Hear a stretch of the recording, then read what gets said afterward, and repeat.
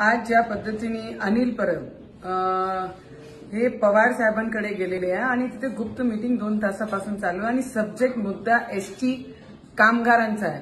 मला वाटते की ज्या दिवशीपासून आपले एसटीचे कामगार आंदोलन करत आहे हे सगळ्यांना माहित होतं ना, आम्हाला सुद्धा माहित होतं, जोपर्यंत याच्यामध्ये आपले पवार साहेब याच्यामध्ये इंटरेस्ट घेणार नाही तिथपर्यंत याच्यावर निर्णय लागणार नाही। पण आज ज्या पद्धतीने पवार साहेबांसोबत अनिल परब त्या डिपार्टमेंटचे मंत्री आहेत, ते जे मीटिंग करत आहेत, आता कुठे ना कुठे एक अंधारामध्ये एक दियेची किरण आपण ज्याला म्हणू शकतो ते दिसलेली आहे, कारण पवार साहेबांचा इंटरेस्ट याच्यामध्ये दिसलाय।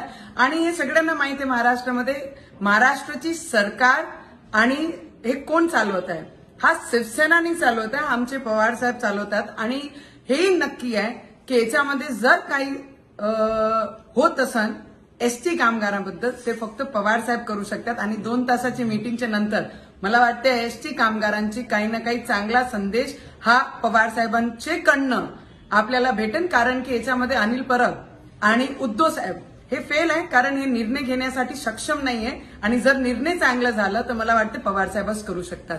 तर पवार साहेबांना सुद्धा विनंती आहे, हे 2 तासाची मीटिंग नंतर काही ना काही चांगला संदेश आमचे एसटी कामगाराचा निघेल, एवढा विश्वास आमचे सगळे लोकांना आपल्यावर आहे।